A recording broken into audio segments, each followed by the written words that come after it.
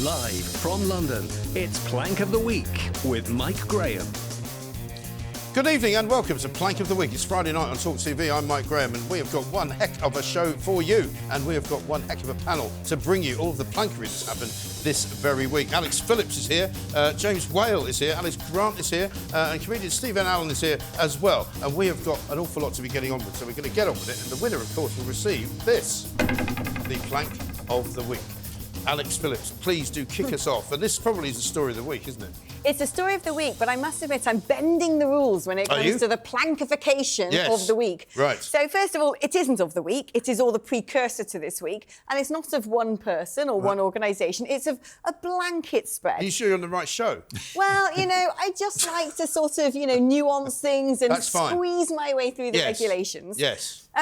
Basically, we've had the Cass report this week, where Dr. Hilary Cass, a paediatrician, has spent 4 years at the instruction of the NHS, ever since we found out kids were going to Frankenstein's castle and being mutilated, to look into whether or not this was a good idea. Yes. Turns out it wasn't. Apparently not. Her report says, well, we shouldn't be giving kids hormone blockers. We shouldn't be encouraging them to follow this route of transition. And what's more, the debate around this has been toxic. Right. Wow. Who didn't know that on this panel? Yes, exactly. So my plank is going to go to everybody who didn't, and now they're scrambling to say, oh, well, it wasn't us.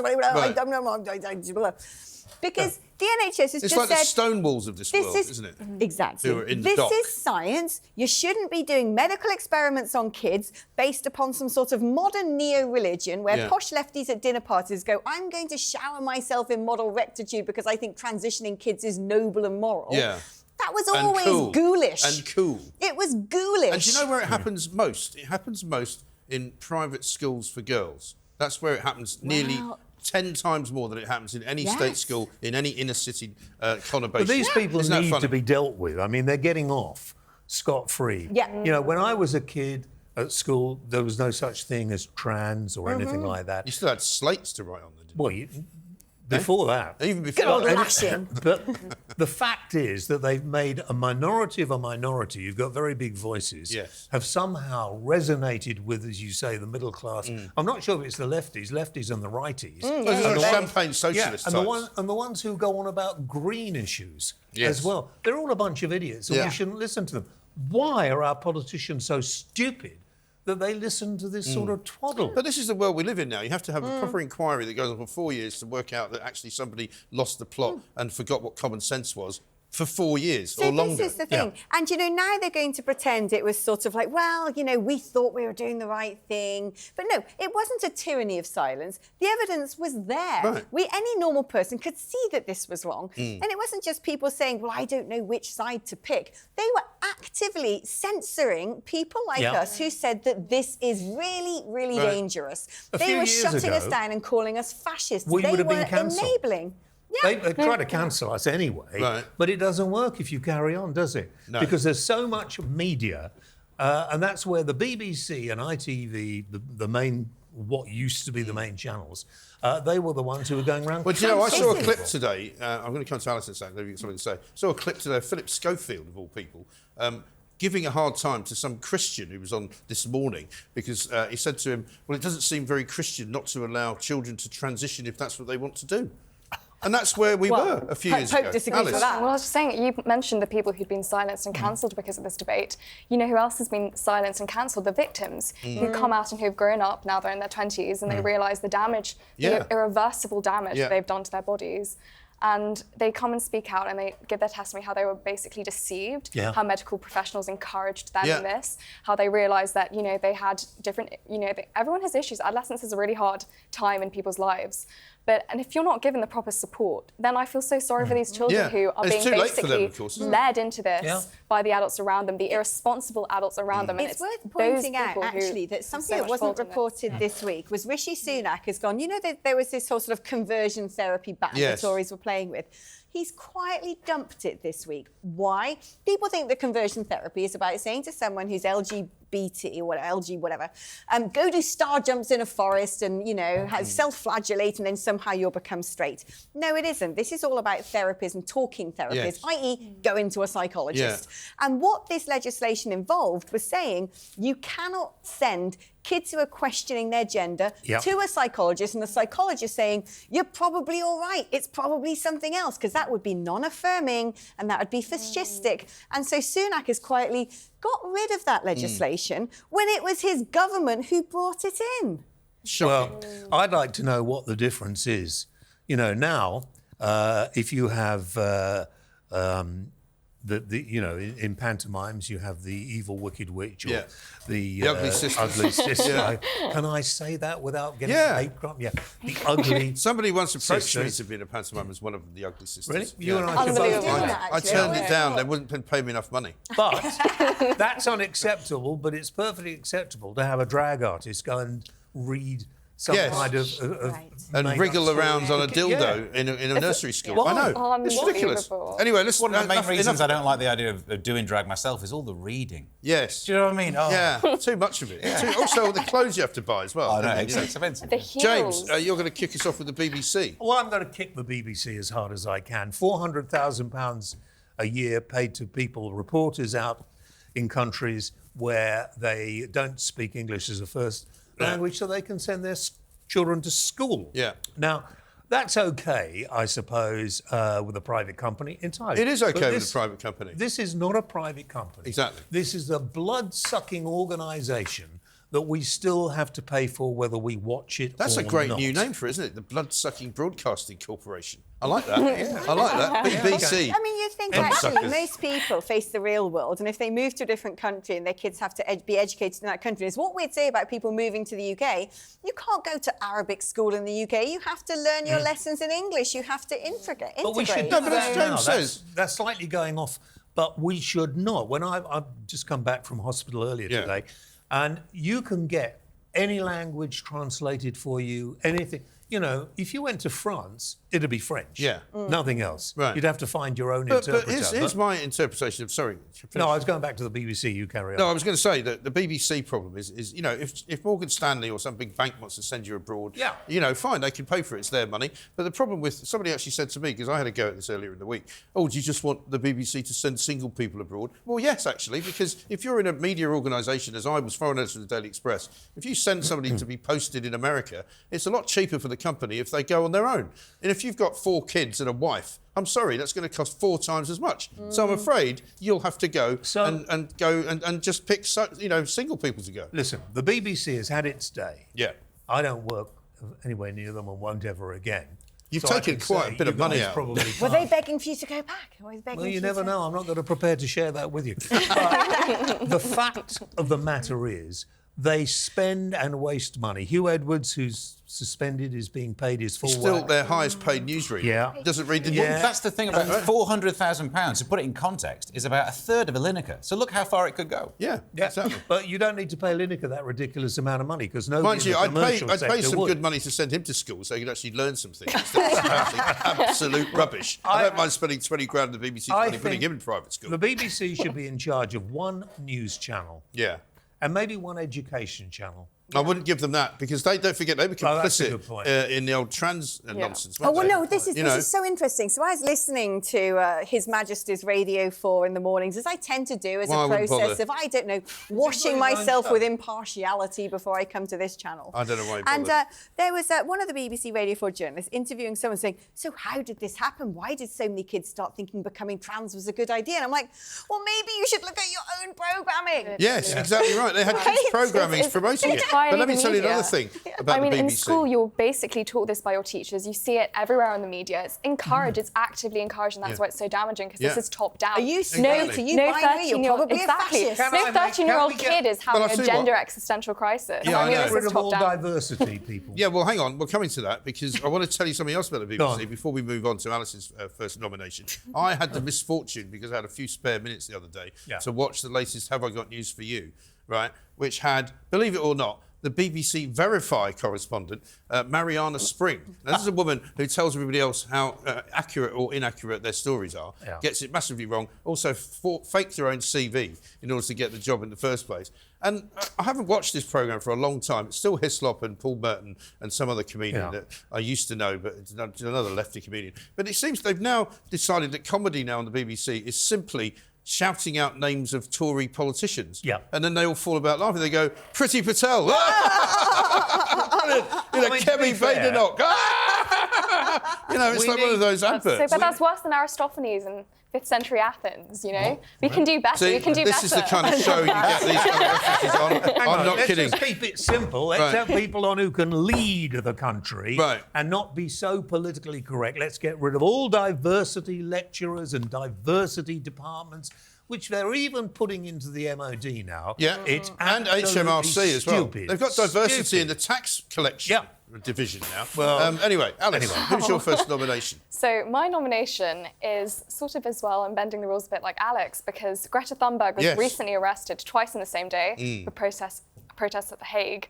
But after having watched the video where she's like grappled by these 2 burly Dutch policemen, I felt very uncomfortable. No, but I was remembering when I used to protest outside Parliament, and I think that it's really important that the police... Oh, for Brexit. Pro-Brexiteer, this one. Are you? Thank God for that. Placard activist. But essentially, I think it's really important that we look at this and we think that we don't want that in this country. We don't want police powers to threaten the population. Oh, I want the police to grab just the whole lot and throw them in the Thames. Of course, I also feel very strongly that the annoyance and the irritation, the frustration caused by these protests to regular people who need to get to places. I mean, I think everyone has absolutely had enough of these pro-climate protests, which just frustrate the economy, endanger people's lives. Steady. And I would hang on. Just put her in the town square. Wait, hang on. Let's have a look at it first. This is one of the arrests. Arrested twice in the same day. Here she is, Greta Thunberg. She looks quite happy about it, I must say. I'm not going to lie. They don't look that tough. That's all right. I mean, imagine if this is me. I'll show you what tough. Look, I mean, she's just run.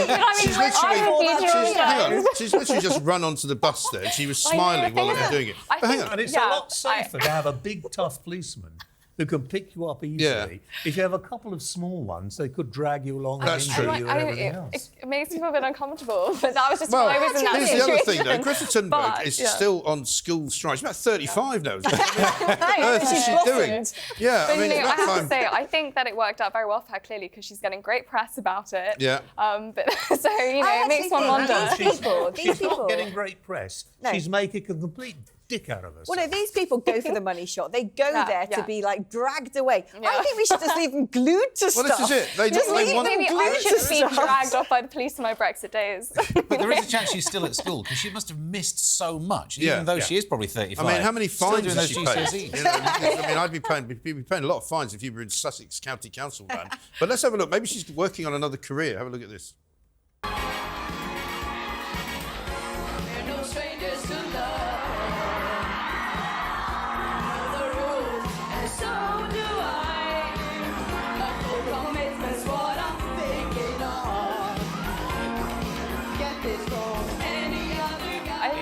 Worthwhile spending some more carbon to have an auto-tuner on that. It really would. She has obviously got terrible taste in music, as well as Rick Astley she's singing there.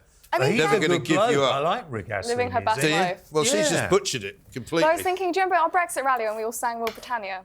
I think it's a little bit more high notch than that. I think so. Absolutely right. Right, so, sing that more Steve. often, I agree. And did you notice on ITV the other night, they put in Arabic, I presume, happy... Ramadan. Whatever it is. Yeah. Eid. I don't care. I'm not a Muslim. I'm not even a Christian. I don't care. I'm Muslim, did you say? No, I said I'm not. But why, during a festival of Easter, which is apparently...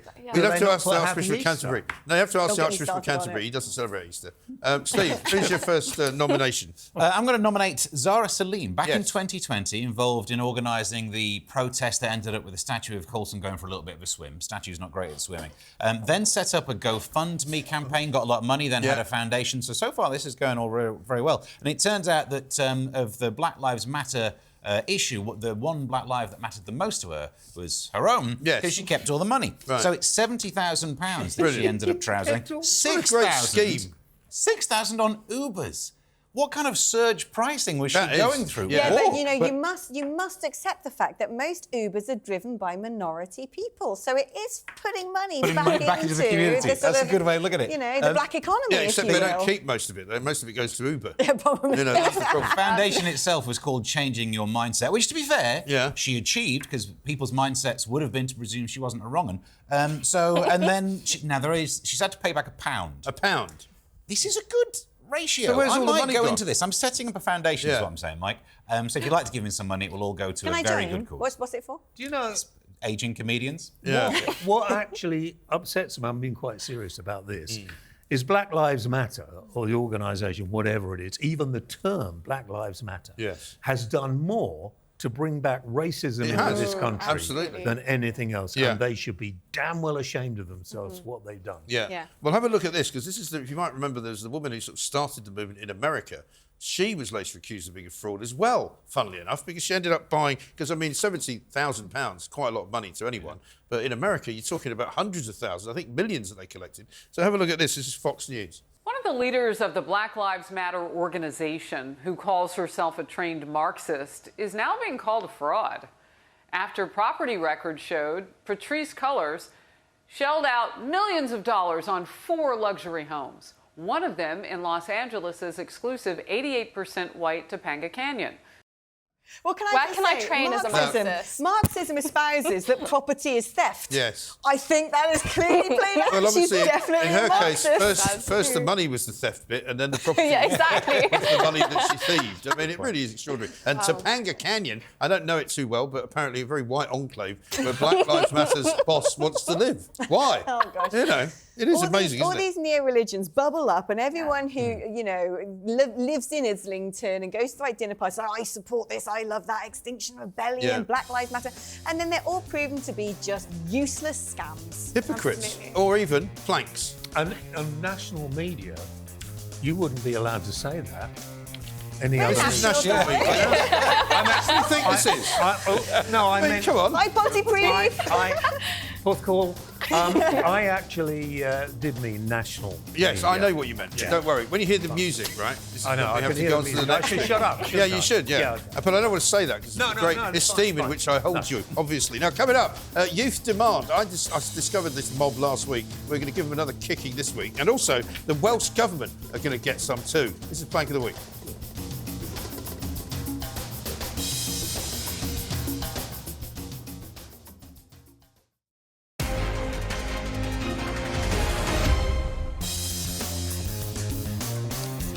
Welcome back to Plank of the Week. We're already underway and we've already got some pretty good plankery out there. So it's my turn to introduce my first nomination. And I'm afraid, ladies and gentlemen, they've finally got to everybody, the wokists I'm talking about, because Scrabble has now been wokified. Oh, no. I discovered this earlier this week, did it on my show. They've decided that, you know, it's a bit too competitive. And a lot of people, particularly Generation Z, and I know, Alice, you're one of those, but I mean, you don't really count because you're not like the rest of them. Apparently, they don't really like to lose. And so what they don't want to do is play the board game in case they lose and in case it's a bit too competitive for them. So Scrabble have actually invented a new form of Scrabble, and it's called Scrabble Together. Scrabble together. Together. And it encourages teamwork, and nobody actually ever really wins. Can I confess something? Go on. So I don't like playing Scrabble. That's fine. Because I'm very good at making big words, right? And I look at my slate of letters and I want to make something intelligent. Scrabble's not about that. It's not. Scrabble is about someone putting an X and an L next to each other and going like, well, that's actually in the Scrabble book. And I get so enraged at Scrabble that I don't play it because I become a monster. Yeah, well, I've got some news for you, Alex. You become a monster in every argument you ever have. It's nothing to do with Scrabble. That's got to do with you, I'm afraid. And also the fact that you work with Kevin O'Sullivan, which has turned you insane. But here's the thing. It's Look not what he did to him. Yeah, exactly. I managed to get away just in time. But the thing about Scrabble is it depends who you play with as well, because I enrage people when I play Scrabble with them because I invent new rules all the time because that's what board games are for, right? So I'm always about going down there and across at the same time. And it absolutely infuriates people. And, you know, people have almost come to blows playing Scrabble. I can't do Scrabble. But isn't that the whole point? You know, but the idea now that this Scrabble's... Also, there's no triple word score allowed because that's a bit too aggressive. Well, it is, because that's when people do the sort of, here's an X and an S next to each other on a triple wood, and they go, that's 5,000 points. You're like, that's not even a word. Yes, I know, but it's a great game for that. I mean, we played it for years and years and years over sort of long winter nights. I've never played it, so I'm not joining in. But aren't you dyslexic, though? Yeah, I am. So there's not much You'd point. be good at it, then. So maybe they should make a dyslexic Scrabble for people like you. Which might work. But let's have a look at how people used to play Scrabble. This is from the 1990s. It's winters by the fire, it's summers by the sea. It's holidays and family. Yeah, it's Scrabble, America's good time game. It's Coco and it's kids, old stories and friends. It's rainy weekends you hope will never end. It's Scrabble, America's good time game. Yeah, it's Scrabble, America's good time game. From Milton Bradley. So you'd never see an advert like that nowadays. It's not very diverse, is it? Also, what happens when the camera stops rolling is someone gets in a tantrum, the Scrabble board flies across the room, there's a divorce, nascently happening, the kids are being smacked around the face. Also, do you remember the thing that was brilliant about Scrabble was they were the first people to invent something to put the board on. Do you remember? It had like a cross, a bit like your cross talk thing, and it was a wooden cross on wheels so that you could turn the thing around. Like a Lazy Susan of board It was like games. a Lazy Susan board games. It was absolutely brilliant. That advert makes me realise why no one played Scrabble anymore. That was before they invented fun and the internet. Yes. And so you could see people desperate. They were on a beach in part of that advert. But as people pointed out to me, it's going to be bad news when the wokists discover, Monopoly, which is all about rampant capitalism, and of course Cluedo, where somebody gets killed in a stately home that probably has links to slavery. I mean, they're going to be not planning to play that by anymore. Mrs. White. Forget about Risk. We're going around the world, taking hold of countries and absolutely kidnapping people. The new version of Risk is all about reparations, though. Yeah, of course. Very popular. Unbelievable. Anyway, so Scrabble has fallen, I'm afraid. Over to you, Alex. Right, Welsh. The Welsh government. Do you know what I love the most is when two left-wing principles collide and it creates a nuclear storm of whose rights are on top. So the Welsh government obviously decided 4-day working weeks was ethical and good and everyone should just do less work for more money because, we're some sort of failing economy and that's going to help. And so they rolled out a trial for everyone doing 4-day weeks, and then after the trial they went, we can't do this. It discriminates against minorities. Yes, didn't they say it's racist? Racist. So apparently, people who work in sort of very lowly paid sectors where it has to be sort of 5 days a week if you're a cleaner or a bus driver or this, that and the other, people in offices are like, just gonna file my nails, watch some, not talkTV, something left-wing, on my day off. This is good. All the other people who were like cleaning bogs and driving buses still had to go to work, and they said, these are predominantly non-white people. This is problematic. Yes. Well, surely they should be asking the question why so many people from so many ethnic minorities are doing the jobs that can't be moved to 4 days a week. Because surely that's where they're being racist, rather than actually just going, 4 days a week will be racist. How about you go, actually, maybe you're racist for employing people in those jobs who are all from ethnic minorities. I mean, I feel sorry for Wales. I'm half Welsh. I do. My mother came from Rumney in the Valley Sea. And I've been back there recently. Never go west from Swansea would be my advice. Well, the Gower's nice. Gower's all right. Yeah. Well, that's where Swansea is, though. Yeah. But the problem I have is the Welsh language. Now, if you want to speak Welsh, that's fine. It's like Latin, and you want to keep but they've made it compulsory. You have to learn it. Now you have to learn it. Yeah, but if you were English and took your children into Wales to live or work, I had friends like that. They would have to learn. Don't worry, the BBC will pay their school fees. Oh yeah, that's good. But I find all the road signs on the road, everywhere, restaurants, police as well. Headloo. Everything has to be in Welsh. I pronounce it Headloo just to what annoy the Welsh. What a waste of flipping money. There was one time when I was driving to do a gig there. You can kind of spot when the word's the same word. You just added an extra T or something. Yeah. And the word toilet was the same, and it made me think: does that mean the Welsh language was invented before toilets? Maybe. What were you doing? Maybe but so. the word That's a good service point. station is like gwasanathal or something. So service stations were there before toilets in Wales. It's microwave. Poppity ping. Yeah. They say. Poppity ping. Poppity ping. That's folklore. Really? Yeah, apparently it's Poppity Welsh ping. folklore that microwave is called a poppity ping. Who's next? James, with Youth Demand. I discovered these bozos last week, so I'm glad you put them in again. Well, I had them on last week on the programme. Yeah. And so has every other programme since then.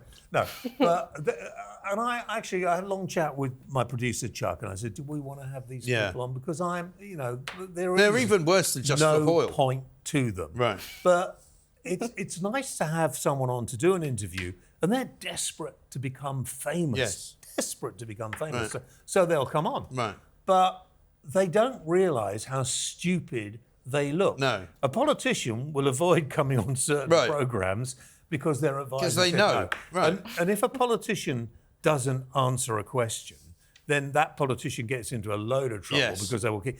And it's the same with this kid we had on Well, we've got the clip. Shall we have a look? Have a look? Yeah. Let's have a look. No you see influence. my finger? Yes. Follow it with your eyes. Okay. Yeah. Okay. Do you think somebody's brainwashed you about this? I don't think so. Well, you don't seem to know much about it. Why would you sign up for something when you don't actually know what they expect you to do? Well, James, every day I wake up and I see terrible, terrible images on my phones. I saw stop looking at your phone. I mean, there are pretty awful images everywhere you look on social media. You can't type. I get upset when they do that commercial about the donkeys. I do. I do, but charity. What sort of accent has he got, by the way? It's a sort of a mid-Atlantic private school. I go to Gordonston, He was the guy who went on, one of the people who went on to spray the Labour Party with red we've got that paint. as well, I think. Have we? Yeah, I think we've got a bit of... A nutcase. I'm sorry, but if you're his mum and dad, you should control your children better. Yeah, here they go. Look, but this is it. Where do they buy all this spray paint from? Is there a special shop where you go and buy a job lot of it? You know, I'm from Just Stop Oil. All right, here's 25 containers full of red paint. They look like I don't know where to buy red paint like that. Don't they? Yeah. Well, where are they buying all this stuff? Are they filling fire extinguishers with paint? I don't know what they're doing. What does that No, look, they've got them branded as well. They've got their own branded paint sprays. This is pure vandalism. It's ridiculous. Yeah. And these people need taking away to a police station. Yeah. Sat down, interrogated very hard. And then they pay a lot of money to get these banners made as well. And then put them in prison for a month. But they've got good coverage on that wall, and I've got a fence that needs doing. Yeah. So if there's any way I could hire them. Yeah, it's only one colour they do. They really need red, something to do, so you should probably proposition them. I think with kids like that, you just need to bring back working asylums. And then, get These them are the to same sort of, kids. Here's some of them getting arrested. Because they're also, this week, Maybe- they also went and demonstrated outside Keir Starmer's house. Well, you know what? Maybe this is Why probably a are they not failure in our dragged off? education system, to be honest. Because if you have time to do this, if you think this Well, it is Easter holidays, though. You know, No, but I think it starts in school, you know, because these kids should have exams to be focusing on. They should have work to be doing. I'd be tempted to yeah, but most of these kids, as you could tell from the way that one spoke, have come from very wealthy backgrounds. You know, there's also, let's not forget, Indigo Rumbelow, our favourite Just Stop Oil woman, right? We've also got Phoebe, the one who went to Eastbourne College, £41,000 a year. Daddy's a hedge funder, you know. Did you know there's a naming protocol? So, Mike, what is your favourite spice or herb? I can't think of one. Garlic. Coriander. And where was the last place you visited? Bermondsey.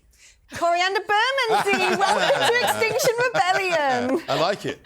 I like it a lot. But this is the problem. So none of them really need to work. They don't really have to go to university because they've all got bucket loads of money, a great big house that they're going to inherit. Yep. And so they're not worried about anything, apart from the world ending. But this guy came on the show. That was just a clip of it. Yeah. Every question. What was his name? Do you remember? No, I can't. Coriander I don't really care. something.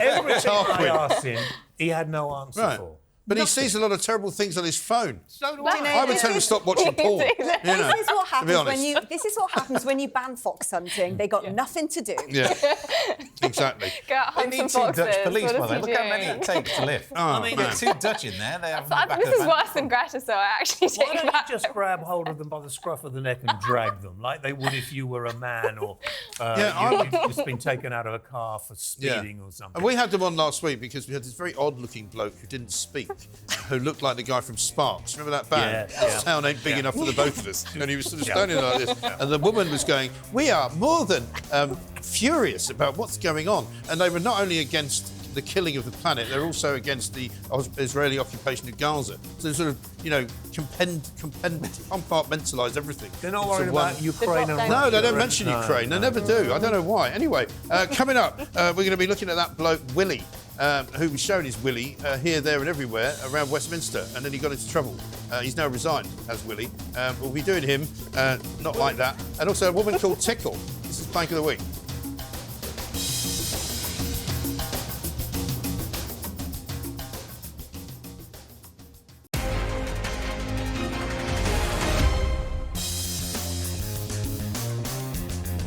Welcome back to Plank of the Week. We've already got it going underway now, and we've only got a few more nominations to take in. And the next one has an intriguing name. It's a woman, I don't know whether it's an original name. Roxanne Tickle is the name of this particular woman, although it may be that she ain't quite what she seems. Here's a story from Australia.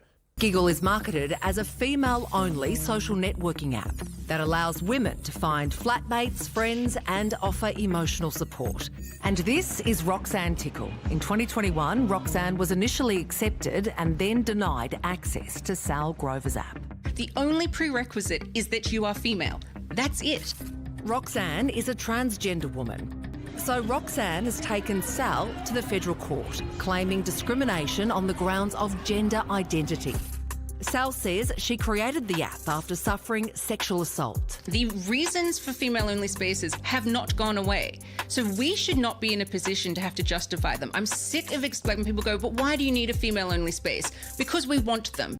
Yeah, Good. absolutely. There we go. I want a male to that. I think it's so important, and I think what's coming up in this case, which is specifically interesting as well, is this idea of emotion versus like legalism, and actually what the law should be and how people should define what a woman is, because we cannot let people's own personal feelings and their psychological issues come into force with the law. And honestly, this is just. I think she spoke so well. I love what the barrister says. She's saying that, you know, the law is the law. Females, you know, the Sex Discrimination Act in Australia has a provision which basically says that you should not feel discriminated against, and women can feel that too, obviously.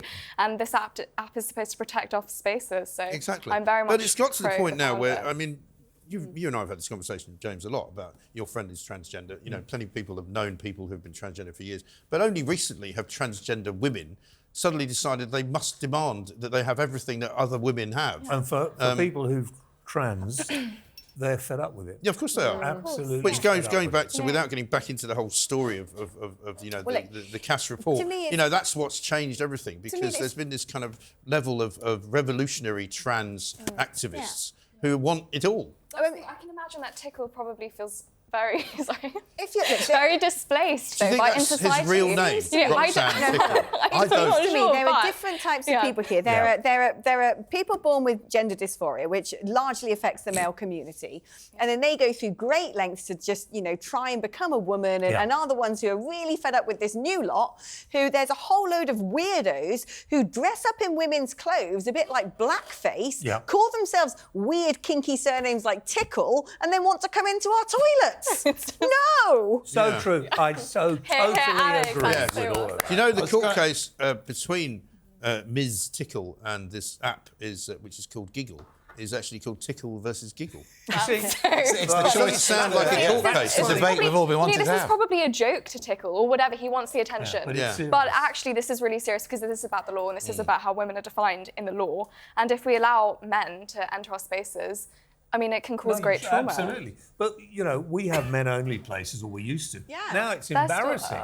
If you wanted to go to a men-only club, everybody will take the pee, won't There's they? one down by Waterloo Station. That's still going. I often see that. You know that one? Yeah. That's the toilet to get in.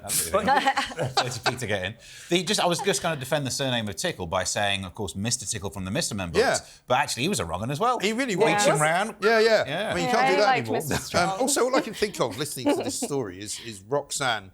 You know, you don't have to put out the red light. And, that was in my head, and I was wondering why. It's going through my head. They actively troll us, don't they? Because they don't say, I want to become a woman, I'm going to be called Susan Smith. They say, I want to become a woman, I'm going to be called like a prostitute's name, like Roxanne, and my surname's going to be Tickle. And it's like, yeah, you're weird, aren't you? And creepy. Noise. Yeah. It is really creepy. But you know, why do some people, they don't want to go through any transition, really. They don't want to change their bits. They just want to put on a wig and pretend they're a woman. It's called orthogynephilia. Well, it's like, well, you can do that at home and not in female spaces. Well, to be honest, you can go out. I mean, when I grew up in a very long time ago, in the 60s and 70s in North London, in Hampstead, there was a guy that used to walk up and down Hampstead High Street dressed as a woman. Everybody knew he wasn't a woman, but that was his thing. And he was part of the sort of local, you know, furniture, and everybody said hello to him, and he went in a local pub and had a pint, but dressed as a woman.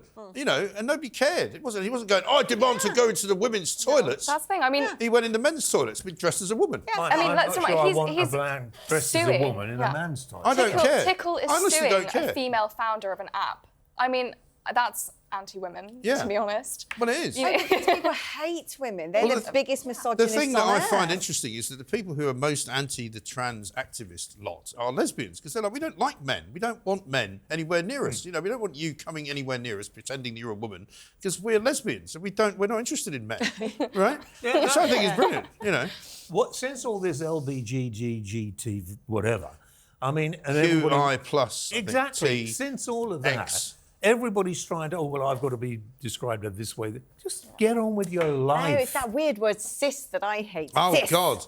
Yeah, that's ridiculous. Yeah, cis is like, apparently cis is just, you know, off. you and me and all of us. You had a couple of them removed. I've had cis removed. Cis removed, yeah.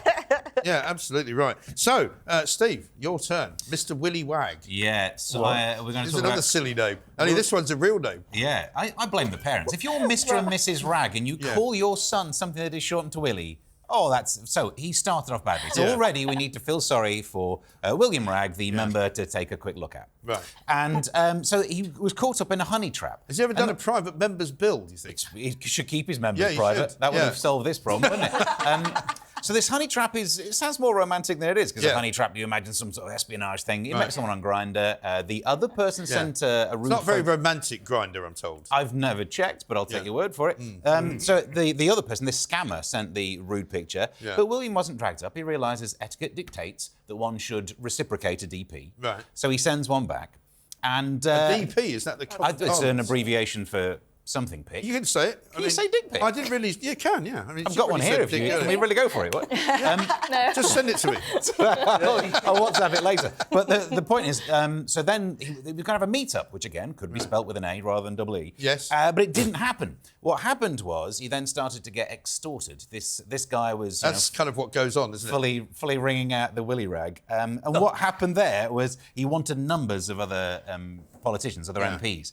And William gave them. He's like a 118 guy but without trousers. Yeah. And then, this is the thing that really gets me, this scammer then just sends other dick pics to some politicians who just send one back. Because of manners or one-upmanship. You know, like in It's very British, isn't it? In Crocodile I suppose Dundee, I better just join in. That's not a knife, this is a knife. Zip. Send a pic. If somebody here What, do you want me to? No, I don't. I'd be straight. I'd hold it up in front of the camera on my show. Right. So look at this. Somebody said to me, somebody actually tweeted me and said, is it true that you're losing your job because Julie Hartley-Brewer sent you a dick pic? And I said, yes, it's true, but it wasn't hers. But, you know, the point is that... That's a joke. That was a joke, of course. The most ridiculous thing about all of this is that, you know, somebody goes, right, send me a picture of your erect penis. I'll send you one of mine. And then, by the way, have you got Ian Duncan Smith's number? Sorry. It wouldn't be erect for long. I mean, talk about, you know, the most... And also, the thing that was even more ridiculous was people defending him. Let's have a look at Jeremy Hunt, the Chancellor, and this is what he had to say. The MP involved has given a courageous and fulsome apology, but the lesson here for all MPs is that they need to be very careful about cybersecurity. Are you I serious? don't think that's really the lesson. Cybersecurity. No. What about No. morality? Does that also, factor in there's politics morality. anymore? And what about common sense? Well, how about national security? This bloke has now got all these private numbers. Can you imagine China, Russia? Britain's politicians send nudes to randomers on the internet. How are we supposed to be taken seriously on the world stage? I know, but this he is the hasn't cohort. been kidnapped. Well, you don't need and to taken kidnap to a him. foreign country. Well, of course Because he's he now... obviously gives in easily. Well, Imagine what the wanted picture would look like. Also, people go, oh, well, you know, he's a young man. He's not young. He's 36 years old. Yeah. He moved back in with his parents, apparently, a few years ago because he couldn't afford his rental, which I don't understand, given that he gets it subsidised by the taxpayer.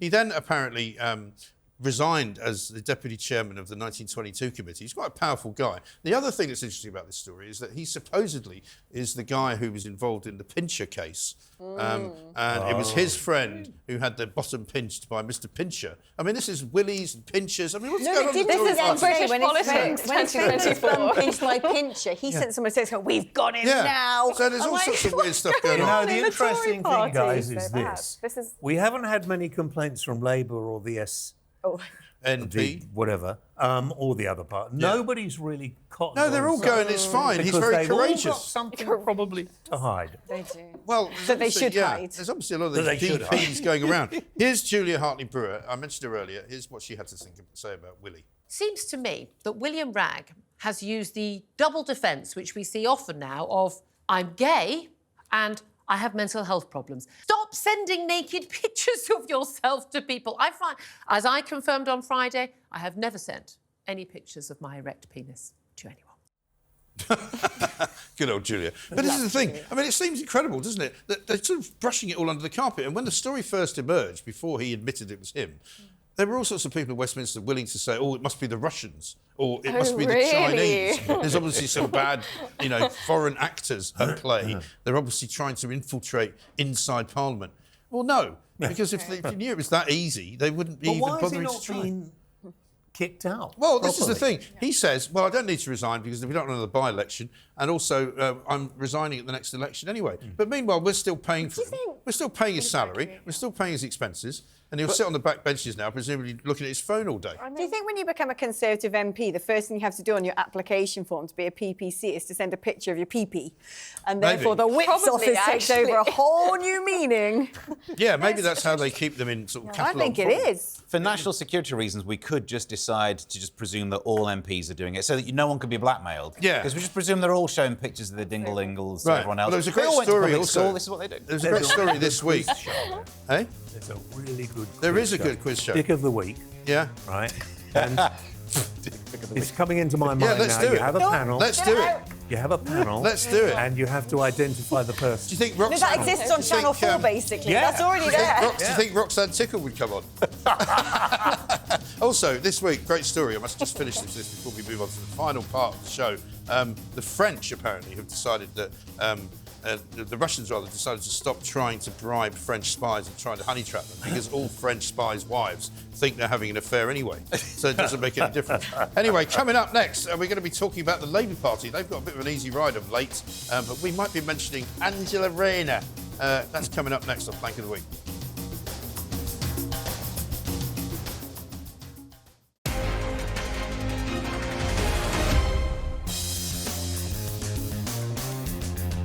Welcome back to Plank of the Week. I'm Mike Graham. We are very nearly at the end. We've had some amazing conversations. We've had some great names, Willy Wragg and, Greta Thunberg, Zara Salim, and, of course, who can forget Roxanne Tickle.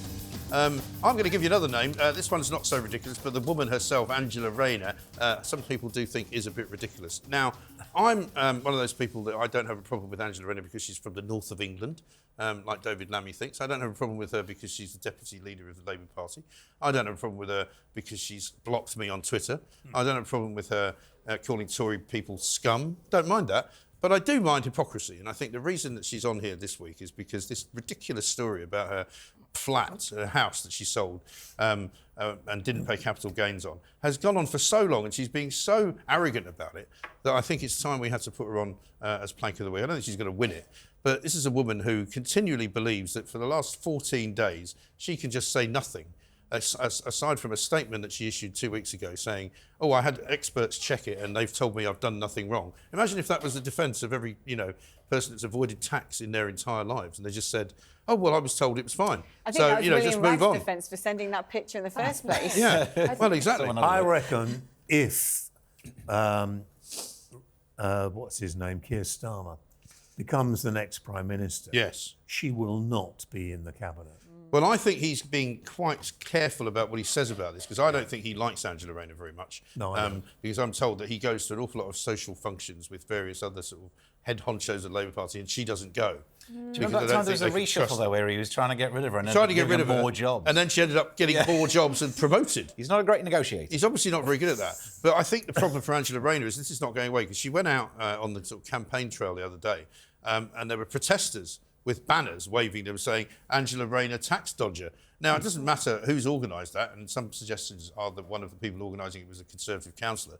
But everywhere she goes, and everywhere anybody goes for Labour, they get asked about it. So I think eventually, I think it was Alistair Campbell who said, if you're the story for more than 6 days, you should get out. She's now been the story for about 2 weeks. And what about then when the whole thing about Boris and his eating with his mates? Yes. And they were having a curry somewhere in Durham, wasn't Durham, yes. That disappeared too. Yeah. Well, exactly. Left-wing and also, press. she has been, like all lefties, she has been incredibly hard on anyone who's not paid enough tax, and she's demanded that they show their tax returns. There are letters that she's written to MPs demanding to see their tax returns. She won't show us hers. And she's obviously got a bit of a problem because so many people have said, well, she was obviously not living there because she was in the other house with her husband. Do you know how I mean, who gets married and spends the first 5 years aside? You know how to get a photo of that tax return out of Angela Rayner? Put her in touch with William Wragg's man. Yeah. Can you show me yours, Angela? Yeah, show me your tax return. Photograph it straight away. It's wonderful, and the Labour Party are just as bad as, like, in terms of, you know, tax evasion and whatever, than anyone could think of the Conservative Party. Yeah. They're basically made by the same sort of people. People say to us all the time at talkTV, oh, you're going to be finished when the Labour Party gets in. No, we're not, because we're going to have a great time picking apart every single little peccadillo that they have to have picked apart. Steve? Just as bad might be a bit of a stretch, though, because wasn't Nadeem Zahawi in the 4 million's worth of tax? Yeah, but he paid it back, though. He paid it back, but unless this council house was a pretty good one, I don't think she'll end up owing the same amount. No, it's a very... But that's why it's so ridiculous. That's why she's on plank of the week, because she could have just said, look, at the time, I didn't think I was liable for capital gains tax, so I didn't pay it. I was told I didn't have to. But on second thoughts, it now looks as if I do, and here's the 1,400 quid. Make the story go away, End of story. But she won't do that, because she obviously doesn't like being hounded and sort of chased by the media, and she doesn't think she's... What will happen is there'll be another reshuffle, Keir will try and get rid of her and end up paying the bill for her. Yeah. Because that's how good he is at negotiating. And then she'll be our Prime Minister. Yes. Oh, no. Angela Rayner. I don't really see it. I mean, I don't actually quite like Angela Rayner. I think she's a bit of a breath of fresh air. Because, you know... compared to Keir, that's not hard. No, that really isn't. Right, it's time to pick the winner. The music is upon us. So, I mean, I think there's only one winner this week, really, but I'm struggling. We're going to have to find what it is that the plank is, your first nomination. All right, everyone who supported the transing of children. Yeah, but that doesn't fit on the plank, so we'll have to come up with a better, you know, the trans planks. Trans planks. What about trans planks? That's a good one. Oh, hang on. Chuck's telling me it's got to be Willy Wragg. Why? What? No, I don't think it is Willy Wragg. I think it's the trans planks. I think it's the trans planks. What do you guys think? I think Tickle fits in there. Tickle. I'm pro saying it's William Wragg. But I would be, wouldn't I? Well, you would. If the producer tells you it's William Wragg... I'm definitely not doing it. I think you should go for William Wragg. Do you? Yeah, I think All right, you should. OK, well, make it William Wragg. All right, then, it's William. It's Willy. It's Free Willy. Plank of the week. His name is Willy. He is a plank. There we are. Thank you very much indeed to Alex. Thank you to James. Thank you to Alice. Thank you to Steve. We'll be back, of course, same time next week with more plankery and less Willy, hopefully. And you can see me a bit later on at the World According to Mike Graham. Good night.